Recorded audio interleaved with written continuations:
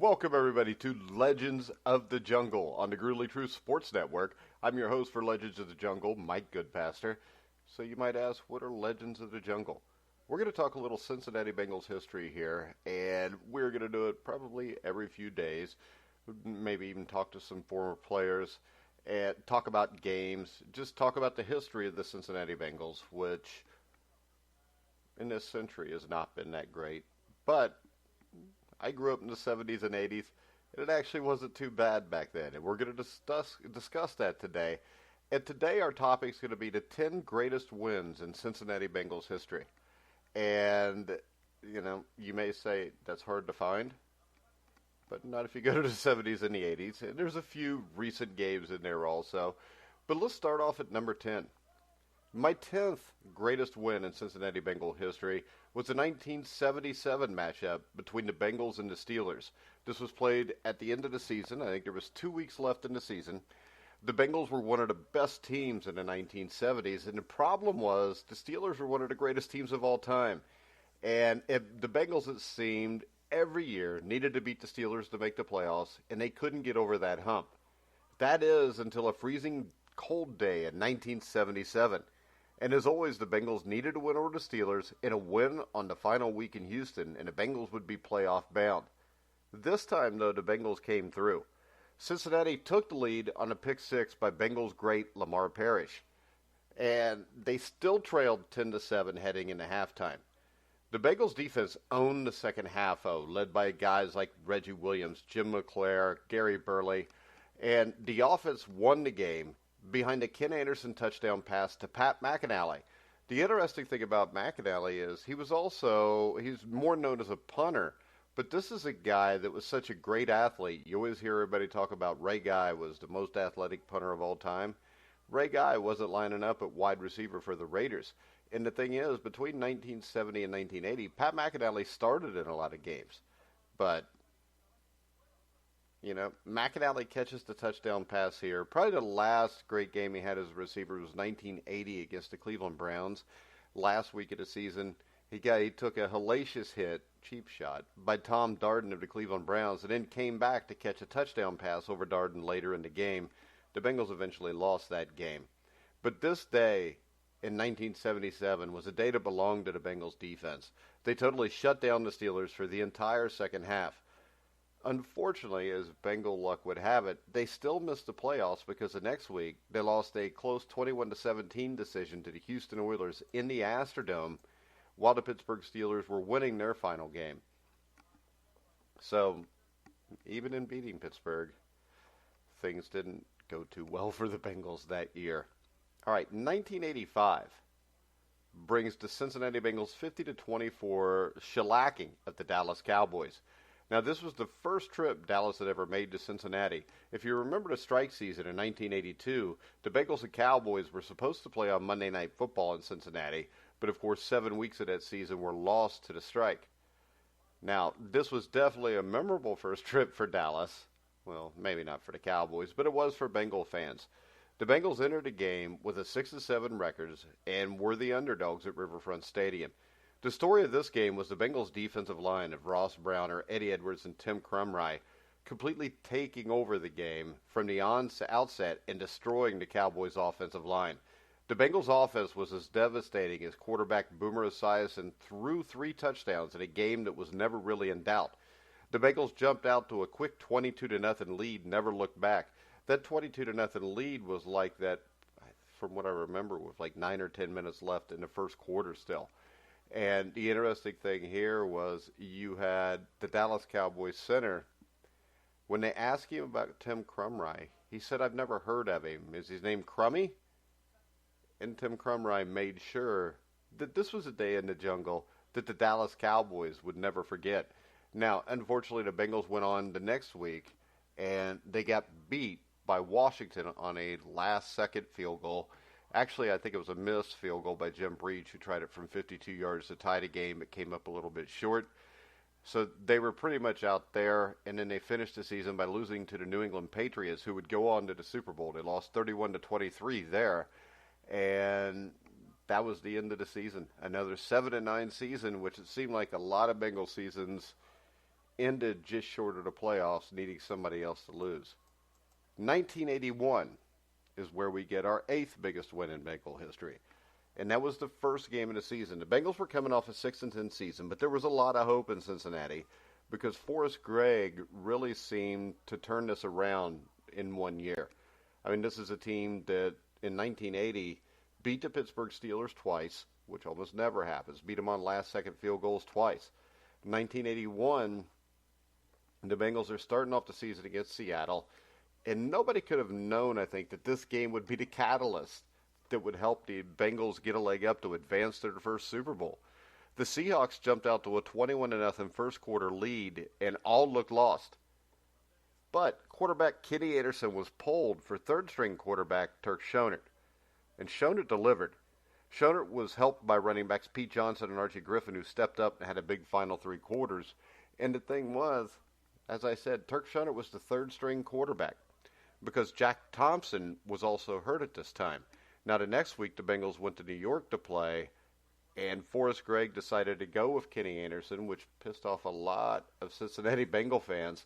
But it ended up being right as Anderson righted the ship with a 34-33, played huge in New York.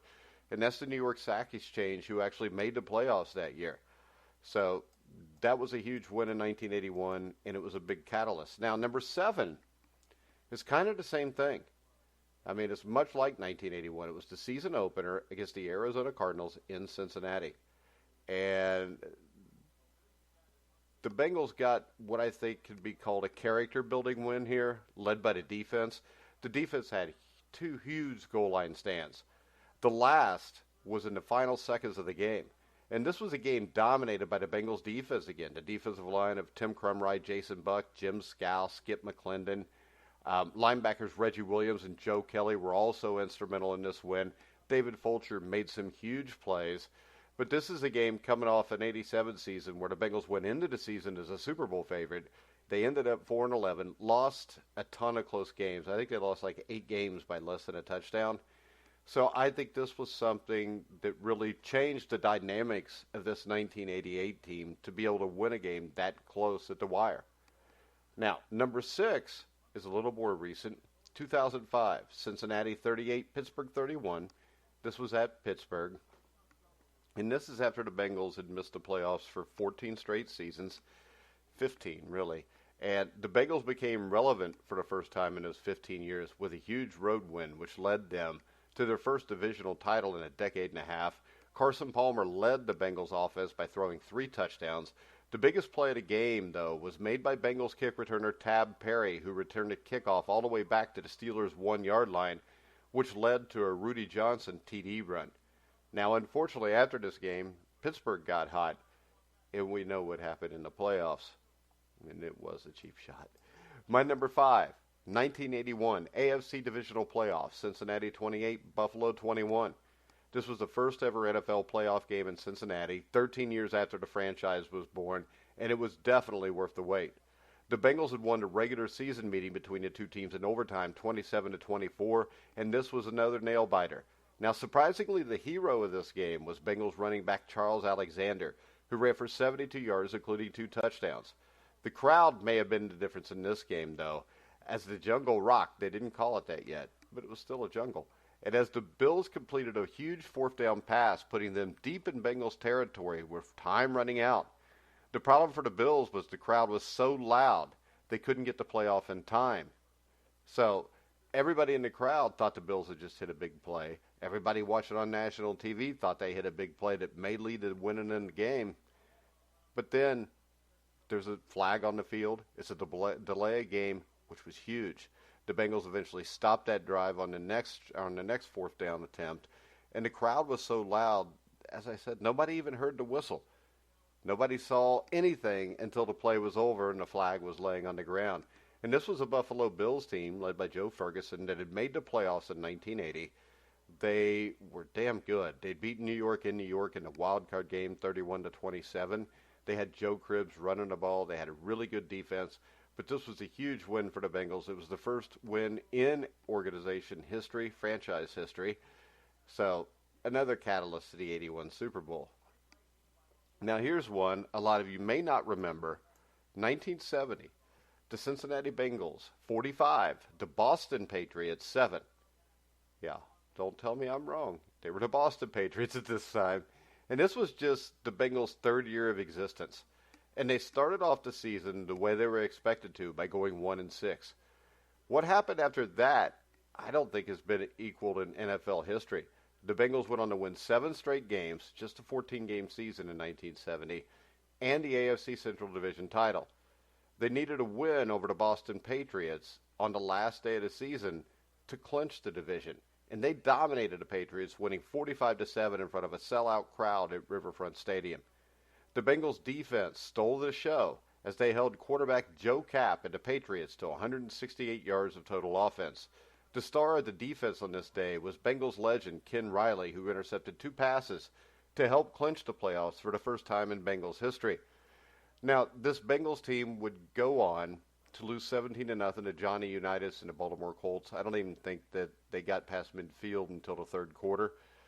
But this is something that the way expansion was back in 1970 or 1968 when the Bengals came into the league, they made it real difficult to be able to build a team. And the fact that within 3 years, Paul Brown had built the Cincinnati Bengals into a playoff team is still, I think, one of the more amazing feats of Paul Brown's career. Now, number 3 to me may be my favorite game that I ever went to. This is in 1988. The Cincinnati Bengals beat the Washington Redskins 20-17. Now, to me, this was the most exciting regular season game in the team's history. The Bengals needed to win the AFC Central Division title. They got to win the game. And the Redskins were the defending world champions. On top of that, I don't think people realize, at the time, the Bengals were sitting as the 2 seed, which meant they would have had to go to Buffalo. So the Bengals needed to win this game on Saturday afternoon on national television and then hope that the Indianapolis Colts could upset the Buffalo Bills in Indianapolis. Now, with Redskins running back Jamie Morris setting an NFL record for most carries in a game with 45, and quarterback Doug Williams completing 17 of 22 passes for 217 yards and 2 touchdowns, the Redskins were in a position to head home for the holidays, buoyed by a well-played game and a victory. Washington took possession on its own 21, with the score tied 17-17 with 8:39 left in regulation. 17 plays later, rookie Chip Lohmiller's probable game-winning field goal from 29 yards kicked off the right upright, forcing overtime. And the thing I remember about that is I was sitting in the opposite end zone with my dad. And the kick, when it goes up, everybody thinks the game's over. It hits the upright, and he's missed it. And you had 60,000 people at Riverfront Stadium going nuts. People who didn't know each other, hugging each other, high-fiving each other. And Cincinnati linebacker Reggie Williams said it best. He said, "I guess I had lost hope when they lined up for that field goal, but I couldn't let my teammates see how I felt. I kept hoping the impossible would happen, and it did." Lohmiller later said, "The wind was swirling from right to left, and I just misjudged how hard it was blowing." Now, Lohmiller had connected on his previous 10 consecutive attempts before the miss. Now, at 5:26 of the overtime period, Doug Williams was blindsided by blitzing safety Barney Bussey. And the great thing about that is, I actually, because of this game, we always owned collies when I was a kid. I'd have been like 18 or 19. I was still living at home. And we named our next collie Bussy. Actually, we named him Buster, after Mike Tyson who lost to James Buster Douglas in early 90. And then we turned it into Bussy in response to Barney Bussey's big hit.